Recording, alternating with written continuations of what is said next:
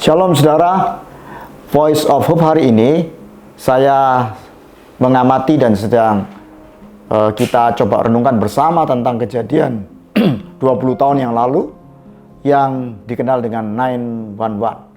Ya, tanggal 11 bulan 9 2001 terjadi sebuah peristiwa spektakuler di mana di New York dua gedung kembar WTC ditabrak oleh pesawat komersial, di mana ini semua disebabkan oleh terorisme, ya, kelompok-kelompok garis keras Islam yang merasa mereka tertindas atau mereka merasa terlalu diatur oleh Amerika sebagai polisi dunia.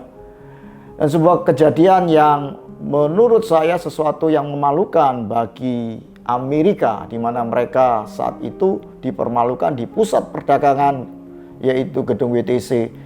Dua gedung itu hancur lebur oleh karena dua pesawat komersial yang dipaksa ditabrakkan ke gedung itu. Satu pesawat lagi meluncur ke Pentagon walaupun tidak tepat sasaran. Saudaraku sekalian, peristiwa ini adalah sebuah peristiwa yang bagi dunia ini menggoncangkan. Tetapi apa yang bisa kita pelajari bahkan setelah 20 tahun peristiwa itu terjadi? Kalau kita lihat, peristiwa itu berakibat kepada penghancuran Irak dan juga Afghanistan untuk mencari biang kerok di negara itu, yaitu Osama bin Laden. Saudaraku sekalian, kita tidak sedang membahas itu secara detail, tetapi mari kita melihat apakah kita punya hati atau sesuatu di dalam diri kita yang merasa kita ini sebagai manusia yang sudah modern, tetapi masih di dalam diri kita mempunyai kemarahan, ya, mempunyai nafsu untuk membinasakan satu dengan yang lain. Saudaraku sekalian, itu sebabnya apa yang dapat kita pelajari dengan peristiwa 911 yang orang Amerika sering sebut itu. Setelah 20 tahun, saudaraku, kita melihat sejarah kekerasan manusia tidak berkurang, ya. Berbagai terorisme terus terjadi, bom bunuh diri terus terjadi, dan saudaraku sekalian, ini sesuai dengan slogan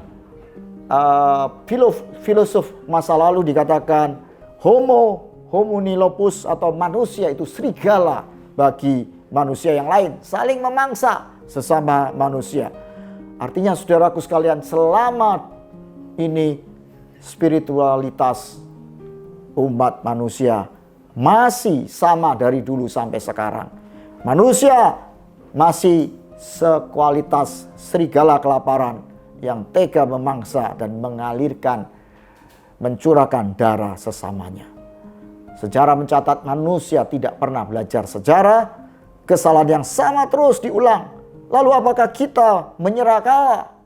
Maksudnya umat manusia. Dan terus mengizinkan serigala menguasai hati kita dengan membalas kejahatan dengan kejahatan yang lebih kejam? Bisakah ajaran kalahkan kejahatan dengan kebaikan dipraktekkan? Dalam perkara-perkara kecil, apakah ini yang Anda praktekkan? Ataukah Anda sama juga seperti para teroris dan juga negara-negara adikuasa, saling membinasakan satu dengan yang lain? Ayat Alkitab yang ditulis oleh Tuhan Yesus berkata tentang kekerasan begini. Maka kata Yesus kepadanya, masukkan pedang itu kembali ke dalam sarungnya, sebab barang siapa menggunakan pedang akan binasa oleh pedang. Matius 26 ayat 52. Saudaraku, Yesus melanjutkan, atau kau sangka bahwa aku tidak bisa berseru kepada Bapakku supaya ia segera mengirim lebih dari 12 pasukan malaikat membantu aku?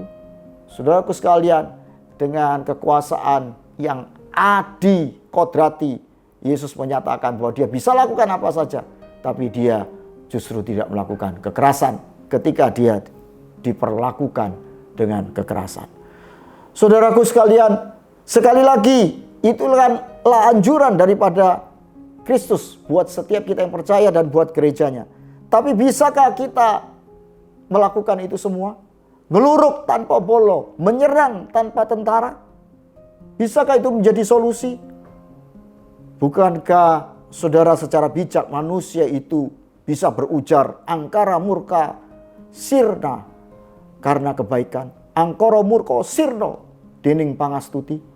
Namun mengapa justru gigi ganti gigi yang dipraktekkan, mata ganti mata yang dipraktekkan, nyawa ganti nyawa yang dipraktekkan.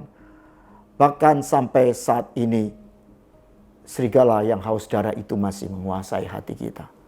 Itu sebabnya peristiwa 911 menurut saya bisa diperingati sebagai tanda kebodohan spiritualitas umat manusia. Di kayu salib, suara anak manusia bergema, "Ya Bapa, ampuni mereka, karena mereka tidak tahu apa yang mereka perbuat." Sang anak manusia sanggup menurunkan malaikat, tetapi dia sadar umat manusia tetap akan berhati serigala jika ia tidak memberikan teladan berkorban sekaligus. Di kayu salib itu dia menghancurkan kutuk dosa, yaitu kuasa angkara murka serigala haus darah di hati manusia. Salib adalah jawaban cara cerdas Allah menghancurkan kutuk dosa serigala di dalam diri kita, serigala ganas dalam hati setiap kita. Tuhan memberkati. Semoga ini mengingatkan kita semua. Amin.